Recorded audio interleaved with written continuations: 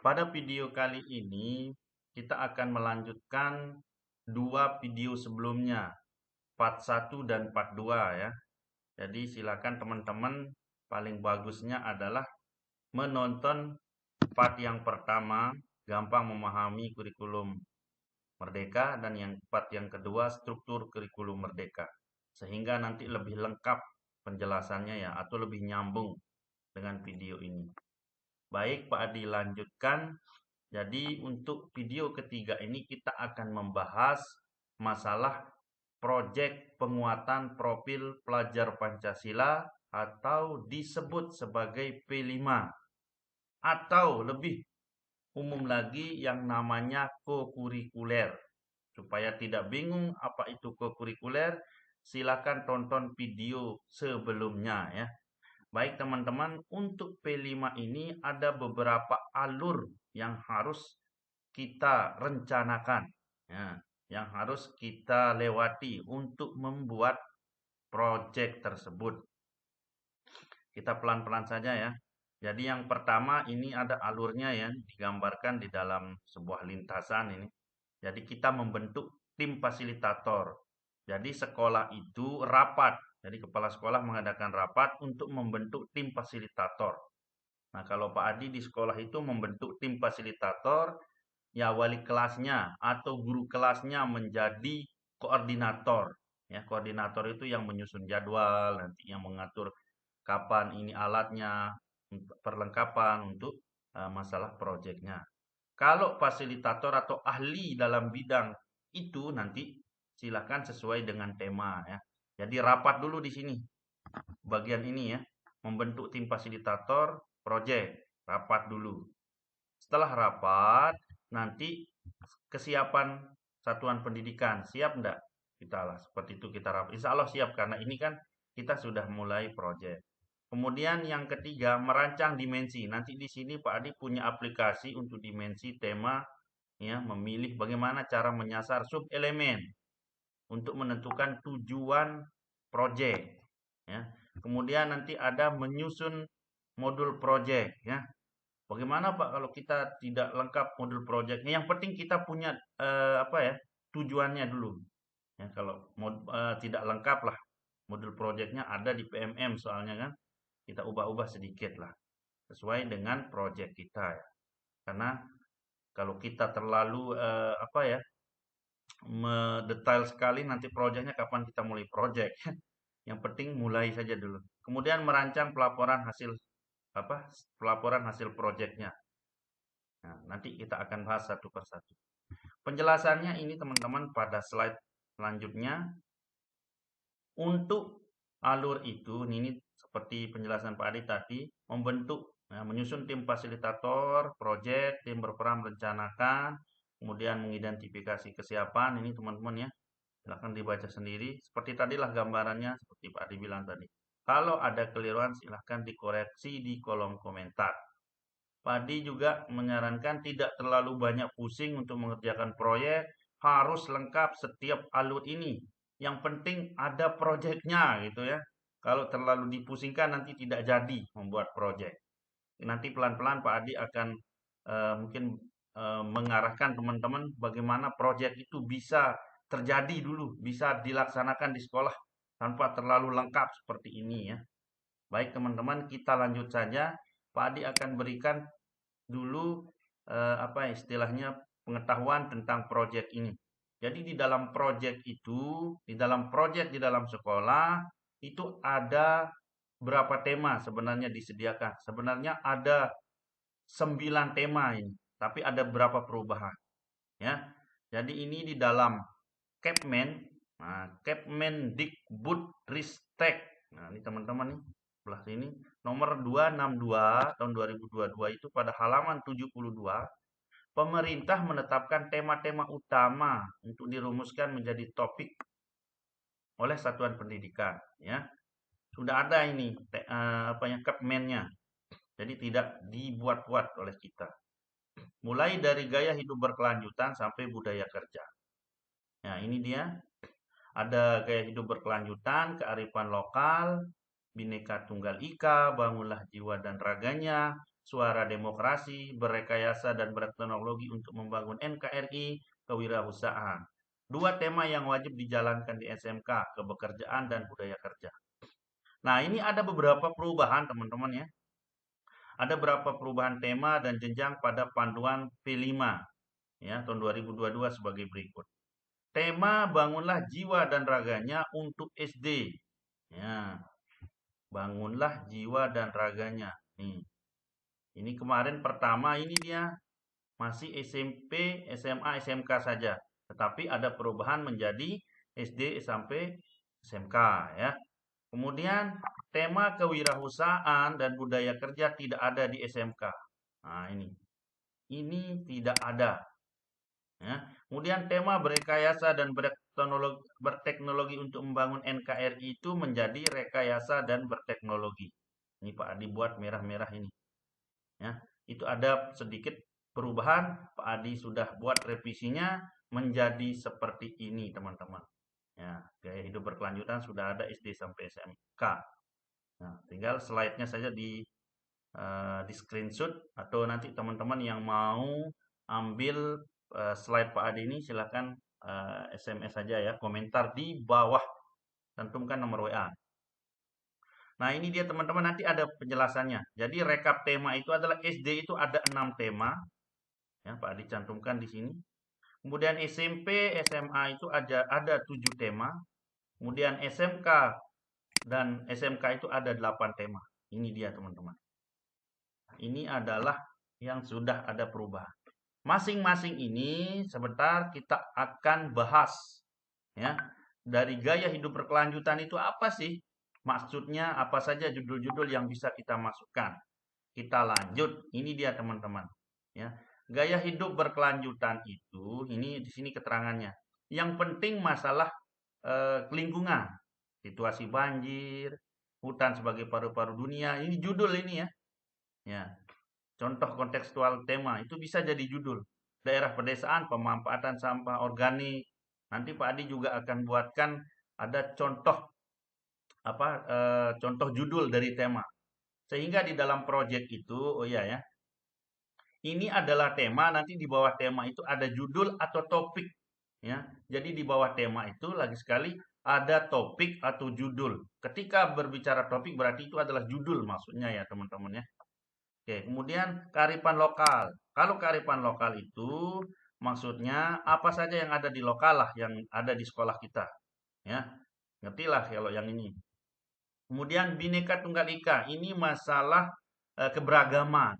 Ya, kan kita ini beragam tetapi satu, itu maksudnya. Jadi kita saling menghormati, itu intinya kalau Bhinneka Tunggal Ika. Kemudian kalau bangunlah jiwa dan raganya, di sini ada keterangannya ya teman-teman ya. Yang penting itu masalah kesehatan. Ya. Masalah bagaimana dia menjaga kesehatannya, merawat dirinya, itu. Misalnya olahraga gitulah. Di sini ada contohnya. Yang SMP nih, mencari solusi untuk masalah cyberbullying yang marak di kalangan remaja. Yang SMPLB pembangunan kemandirian dalam merawat diri dan menjaga kesehatan. Seperti itulah untuk part baru ini ya. Kemudian suara demokrasi ya masalah pemilihan lah, musyawarah itu teman-teman ya. Intinya ada masalah pemilihan ketua OSIS kalau itulah. Yang penting masalah pemilihan lah ini. Pemilihan kepala desa itu suara demokrasi. Kemudian rekayasa dan teknologi itu membuat inovasi. Rekayasa itu ya semacam inovasi lah. Inovasi sederhana menerapkan teknologi. Ya. Teknologi itu tidak mesti harus internet ya. Teknologi itu ada sesuatu perubahan. Teknologi itu teknik untuk mencapai sesuatu dengan mudah. Itu maksudnya. Tidak hanya misalnya mengajar tidak mesti harus ada LCD. Nah, itu teknologi. Ya, lanjut aja lah. Ini rekayasa inovatifnya ya. Bagaimana misalnya kalau sampah diinovasikan, itulah dikreasikan gitu. Itu masuk ke dalam rekayasa. Kewirausahaan. Kalau ini kewirausahaan ini memiliki daya jual ya teman-teman ya. Pokoknya ada daya jualnya itu termasuk ke dalam kewirausahaan. Kemudian kebekerjaan. Nah, ini masalah ini SMK. Contohnya di sini pembangunan serat tekstil di limbah daun nanas. Kawasan industri sekitar Jakarta, budidaya dan pengolahan tanaman lokal Betawi. Ini kebekerjaan. Nah, itu dia untuk penjelasan per tema, teman-teman ya. Ada 8 tema. Tuh dia. Kalau teman-teman tonton video Pak Adis paling pertama di slide kedua itu, nanti di sana ada berapa tema yang sudah disediakan. Bisa terjawab hari ini kan, ada 8 tema. Nah, ini teman-teman, mari kita sebentar supaya mengasah, supaya lebih jelas. Karena kita, kalau saya ini, orang Indonesia lebih baik langsung contoh, kita contohkan. Nah, tadi kan kita membahas tema ya, ini tema. Sekarang kita akan misalnya mau membuat judul atau topik. Nah, ini teman-teman, mari kita tentukan topik ini termasuk ke dalam tema yang mana. Jadi yang ini, kalimat ini kita yang buat. Ya, misalnya membuat kue cerorot. Ini masuk ke dalam tema mana? Teman-teman kira-kira. Nah, pastilah kearifan lokal ya. Karena cerorot ini buatan lokal. Membuat kue cerorot. Seperti itu teman-teman ya. Jadi nanti temanya ya adalah kearifan lokal dengan judul atau topik membuat kue cerorot. Lanjut, pisang. Pisahkan sampah sekarang. Ini masalah lingkungan. Berarti topiknya adalah gaya hidup berkelanjutan. Ya. Imajinasi dan kreativitasku. Masuk ke mana? Ya, masuk ke rekayasa dan teknologi. Nah, itu inovasinya ini kreativitas. Lanjut, menyulap sampah jadi uang. Nah, ini masuk ke dalam mana? Masuk ke dalam mana? Ya, masuk ke dalam kewirausahaan. Karena ini ada kata uangnya. Bukan masalah sampahnya ini ya. Jadi, untuk misalnya semester 1, dia sudah memilah sampah dari yang lain. Itu masuk ke dalam gaya hidup berkelanjutan. Tetapi kalau menyulap sampah jadi uang, karena di sini orientasinya adalah uang, berarti kewirausahaan. Ya. Sepatu senam setiap hari Sabtu misalnya. Berarti di sini adalah bangunlah jiwa dan raganya. Kemudian kita semua bersaudara. Berarti masuk ke dalam Bhinneka Tunggal Ika. Ya, seperti penjelasan tadi lah. Kemudian pemilihan ketua OSIS masuk ke mana? Pasti masuk ke suara demokrasi. Nah, itulah caranya teman-teman. Nanti tentukan seperti ini buat-buat saja kalimatnya ini. Misalnya di sekolah teman-teman itu banyak sampah ya, berarti yang cocok itu adalah gaya hidup berkelanjutan. Buat topik atau judul yang lebih yang lebih unik lah, kayak ini pisang gitu. Ini yang Pak Adi dapatkan kemarin dari waktu Pak Adi jadi PP di angkatan 5. Beliau banyak sekali CGP yang membuat program-program seperti ini, pisang katanya gitu. Sepatu senam setiap hari Sabtu. Yang unik-unik lah buat. Nanti tentukan temanya. Itu caranya ya. Lanjut teman-teman. Berapa kira-kira tema yang harus diambil untuk perjenjang itu? Jadi dalam 1 tahun ajaran, teman-teman, peserta didik mengikuti proyek ya yang dilakukan dengan ketentuan sebagai berikut temanya.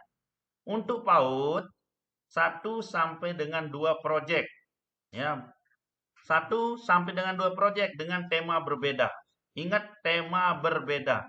Maksudnya tema berbeda berarti nanti tidak boleh sama antara yang tadi pertama. Nih, gaya hidup berkelanjutan tidak boleh sama, berarti yang lain lah, 1 atau 2, 1 atau 3, gitu ya. Lanjut. SD. SD itu boleh 2 sampai dengan 3. Kalau PAUD berarti boleh 1. 1 tahun ya. 1 tahun ini kita bicarakan. Nah, untuk SD, SMI, SDLB paket A itu 2 sampai dengan 3 proyek. 2 saja boleh, 1 tahun. Semester 1, 1 proyek, semester 2, 1 proyek. Dengan tema berbeda. Ya. Kalau misalnya di sekolah teman-teman itu SD misalnya nih, hari ini ada yang kelas 1 dan kelas 4 saja. Dan ada juga yang kelas 1, kelas 2, kelas 4, dan kelas 5. Ya. berarti nanti masing-masing kelas 1 misalnya, berarti ada 2 tema. Ya. Begitu juga kelas 2, 2 tema. Kelas 4, 2 tema. Kelas 5, 2 tema. Siapakah koordinator masing-masing guru kelas saja. Begitu juga dengan SMP. 3 sampai 4. Berarti boleh 3, ambil bawahnya saja. Ya. Kemudian PAUD ambil 1 saja. Kalau nanti SMP, bagaimana ini? Misalnya ngambil 4, boleh 1 semester 2. Semester 2, 2. Kalau 3 bagaimana? Boleh semester 1, 2 proyek. Boleh, atau 2 tema ya. Semester 2, 1 tema. Bisa saja itu. Ingat, proyek itu berapa tema. Gitu ya. Nah, jadi 3 sampai dengan 4 proyek. Profil dengan tema berbeda. Artinya nanti di dalam 1 tahun itu yang SMP boleh 2 tema untuk 1 semester, 1 tema semester 2. Ya. Semester 1, 1 tema boleh, semester 2, 2 tema boleh. Yang penting 3 atau 4. Itu dia. SMA juga sama. SMK, mana dia ini? SMA. Nah, ini ada keterangannya teman-teman, silahkan dilihat kelas 10 ya, supaya Pak Adi tidak terlalu panjang ini menjelaskan. Ini yang penting teman-teman lihat di sini. Nah, teman-teman, Pak Adi akan lanjutkan masalah merancang alokasi waktu ini tidak di video ini karena ini akan terlalu panjang. Ini panjang sekali keterangannya, kelas 1 berapa per pekannya akan Pak Adi pisahkan di video selanjutnya nanti. Dan nanti Pak Adi akan praktekkan bagaimana cara memasukkan proyek ini ke dalam jadwal langsung di video selanjutnya. Ini akan panjang ini ya. Nih. Jadi alokasi waktu ini tidak berdasarkan fase, tapi berdasarkan kelas 1, ada kelas 2, kelas 3 sampai 5, kelas 6 untuk SD. Kemudian untuk yang SMP itu kelas 7 dan kelas 8 beda-beda ya. Jadi nanti per tahunnya itu ada yang 36 per tahun 36 jam, kemudian ada yang 32, tergantung dari ketentuan dari pemerintah kalau yang ini. Sehingga ini Pak Adi tidak akan bisa bahas hari ini untuk video ini ya. Nanti akan berbeda. Ini untuk jadwal ini, masalah jadwal nanti Pak Adi akan pisahkan. Kita lanjut ke sini teman-teman. Misalnya ini, topik pisahkan sampah sekarang. Ya, berarti itu masuk ke dalam gaya hidup berkelanjutan. Ya. Menentukan topik atau judul atau isu proyek. Ya, sama ya. Nah, ini caranya membuat topik. Nah, ini tema, ini topik atau judul. Nah, teman-teman, selanjutnya kita akan menyasar sub-elemen dalam profil pelajar Pancasila. Inilah dia yang dikatakan, apa itu kok ada profil pelajar Pancasila, ada yang namanya P5. Jadi di dalam proyek itu yang akan kita sasar itu adalah profil ini. Ya, P3, profil pelajar Pancasila. Makanya dikatakan proyek penguatan. Ya. Ini profil proyeknya itu di dalamnya yang akan kita sasar adalah profil pelajar Pancasila. Nah, di sini teman-teman, Pak Adi sudah cantumkan ada 6 dimensi. 1, 2, 3, 4, 5, 6. Ya, mulai dari beriman sampai mandiri. Ya, di sini Pak Adi sudah tulis terdiri dari 6 dimensi. Di bawah dimensi itu masing-masing dimensi itu ada elemen yang terdiri dari 20 elemen semua ini dari 6 dimensi. Tadi sudah hitung semuanya dan 42 sub elemen. Ya. Setiap dimensi yang 6 ini terdiri dari beberapa elemen. Nah, ini kuncinya teman-teman. Setiap elemen terdiri dari beberapa sub elemen. Ya. Nah, ini di bawah teman-teman nih. Nih. Ini gambarannya. Ada dimensi, misalnya ada 6 dimensi. Katakan dimensi 1 nih. Ada elemen, elemen, elemen. Di bawah elemen itu ada sub-elemen, sub-elemen, sub-elemen. Nah, itulah gambarannya ya. Kita lanjut. Nah, begini dia teman-teman. Nah, ini Pak Adi sudah rangkum dari ini. Ya. Ah, ini. Di sini dia. Keputusan Badan Standar Kurikulum. Masalah dimensi elemen. Ini punya aturan ya teman-teman ya. Langsung dari Kepala Badan Standar Kurikulum. Di sini ada 38 halaman yang Pak Adi buat. Ada aplikasinya untuk menyasar ini. Nah, ini dia mulai dari dimensi. Nah, mana dia? 6 dimensi. Mulai dari dimensi ini, beriman. Terus ada di elemennya, di dalam elemen itu ada beberapa sub-elemen, ya. Nah, Pak Adi sudah rangkum supaya tidak bingung teman-teman yang ini. Pak Adi sudah buatkan aplikasinya ini. Beriman, berakhlak agama. Ini dimensinya. Ini dimensi 6, 1, 2, 3, 4, 5, 6. Ya. Ke bawah ini elemen. Akhlak beragama, akhlak pribadi, akhlak manusia. Ini dia. Untuk yang dimensi ini sub elemen, ini elemennya. Ini elemennya ya. Kemudian di mana sub elemennya? Ini tinggal pilih. Jadi untuk dimensi beriman ini sudah 20 menit ini ya. Lanjut aja lah. Sub elemennya yang ini nomor 1. Nah, ini teman-teman tinggal diklik masuk. Nah, ini apa maksudnya sebentar ya. Ini aplikasinya. Kita lanjut dulu di slide-nya. Misalnya tadi untuk topik apa namanya? Untuk topik apa tadi ya? Ini. Pisahkan sampah sekarang. Kita mau menyasar. Langsung saja sasar di sini teman-teman sub elemennya. Ya. Pisahkan sampah sekarang itu masuk ke akhlak kemana? Dimensi mana kira-kira? Dimensi pertama itu adalah ini beriman, dimensi kedua berkebinekaan global. Lihat sub elemennya saja langsung. Kira-kira dia masuk kemana? Pisahkan sampah sekarang. Berarti masuk kemana nih? Memahami keterhubungan ekosistem bumi. Masuk apa enggak? Kira-kira. Bisa kan keterhubungan ekosistem bumi. Atau menjaga lingkungan alam. Nah, ini aja ya. Berarti ini termasuk ke dalam mana? Masuk ke dalam dimensi 1. Ya, dimensi 1 beriman. Kemudian elemen akhlak pada alam 4. Ya, elemen 4. Kemudian sub elemen menjaga lingkungan alam sekitar. Ya. Ya, teman-teman ya. Yang kedua, itu baru satu dimensi. Pilihlah 2 dimensi. Berarti kita cari ke dimensi yang lain. Ya. Boleh mencari kalau dia sama di sini boleh. Tapi paling tidak kita cari dimensi yang lain. Yang mana lagi? Coba lihat sebelah kanan. Ini masih 2 dimensi. Refleksi terhadap pengalaman kebinekaan. Supaya itulah cara menyasarnya ya teman-teman ya. Cari di sini lagi. Kolaborasi kerjasama. Ini bisa berarti dimensi 3 bergotong royong. Elemen kolaborasi masuk ke dalam kerjasama. Bagaimana kerjasama itu apa kaitannya? Ya, memisahkan sampah sekarang kan secara kerjasama dengan teman-temannya. Itulah yang akan dinilai. Ya, ketika kita sudah menemukan ini, maka sekarang kita akan membuka aplikasi. Ya, membuka aplikasi. Nah, ini pemetaannya ini. Jadi tadi kita sudah memilih misalnya dimensi apa, elemen akhlak kepada alam misalnya.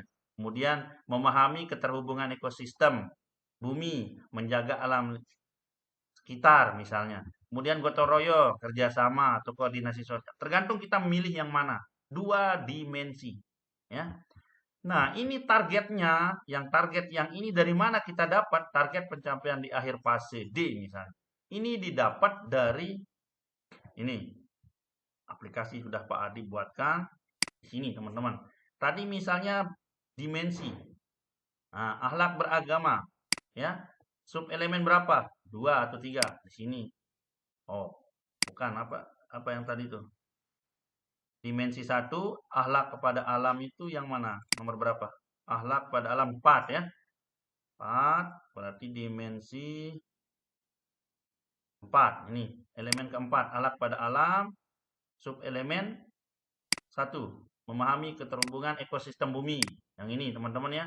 Atau tadi kita pilih yang kedua, akhlak pada alam. Pilih yang kedua, klik. Nah ini dia. Dimensi 1, elemen 4, sub elemen 2. Menjaga lingkungan alam sekitar. Berarti nanti teman-teman, misalnya kalau fase B ini dia. Kelas 1 itu kan kelas 1 itu fase A, berarti yang ini membiasakan bersyukur atas lingkungan alam. Ini posisinya yang sebagai tujuan. Ya. Ini posisinya ini sebagai tujuan yaitu berkembang sesuai harapan yang ini. Nanti kita akan bahas. Kok berkembang sesuai harapan? Yang ini sangat berkembang. Nah, jadi yang ini yang diharapkan di dalam proyek itu. Berkembang sesuai harapan atau BSH. Oke. Oke, sudah cara memilih subelemen untuk menyasar tujuan sudah. Lanjut, setelah tadi sudah memilih seperti ini teman-teman menentukan targetnya. Nah, ini Pak Adi buatkan sebenarnya untuk latihan ini bagaimana mencari dimensi ketika kita menentukan sebuah tema ya dan topik. Selanjutnya yang tadi, nah ini adalah akhir fase yang tadi Pak Adi jelaskan langsung aplikasi ya, menentukannya. Kemudian ini juga sudah menentukan di dimensi. Nah, setelah menentukan, maka yang ini misalnya kita dapat yang tadi kategorinya ini, berkembang sesuai harapan. Mengajukan pertanyaan ini untuk fase D ya. Nah, untuk bernalar kritis misalnya. Nah, tadi itu kan kita ambil yang beriman. Nanti pas ini adalah sangat berkembang. Yang di bawahnya itu sedang berkembang. Sebelumnya itu mulai berkembang. Nah, ini ada 4 yang akan dinilai. Ya, yang akan menjadi tujuan proyek itu adalah mengajukan ini. Artinya yang ini teman-teman, yang di misalnya tadi ambil yang ini. Nomor 2 ya. Nah, untuk yang fase A, ini dia untuk menjaga lingkungan sekitar yang ini. Ini adalah berkembang sesuai harapan. Yang ini sudah berkembang sesuai dengan yang ini.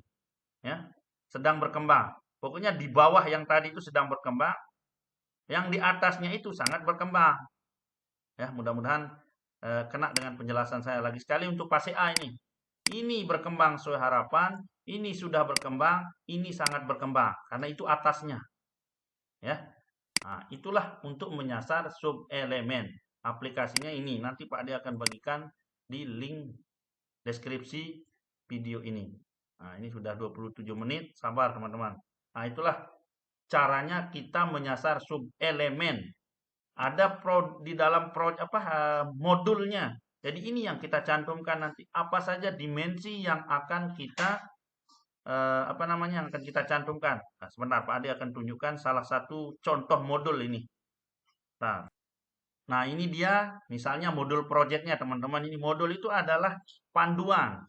Ya, di sini di dalam modul ini nanti akan kita cantumkan ada deskripsi, tujuan dan alur target, ini hal yang perlu diperhatikan, kemudian tahapan. Nah, ini dia teman-teman dimensi elemen dan subelemen di dalam modul itu. Jadi dimensinya apa yang kita ambil, elemen apa, kemudian subelemen apa, targetnya apa, ini. Makanya ini yang penting bagaimana cara menyasar subelemen itu. Sehingga Pak Adi sudah buatkan aplikasi tersebut, tinggal klik saja. Ya ini SMA yang punya ini. Nah, ini teman-teman sudah dicantumkan perkembangan subelemen antar fase. Ya, jadi mulai berkembangnya di sini, ini yang disasar ini, berkembang sesuai harapan.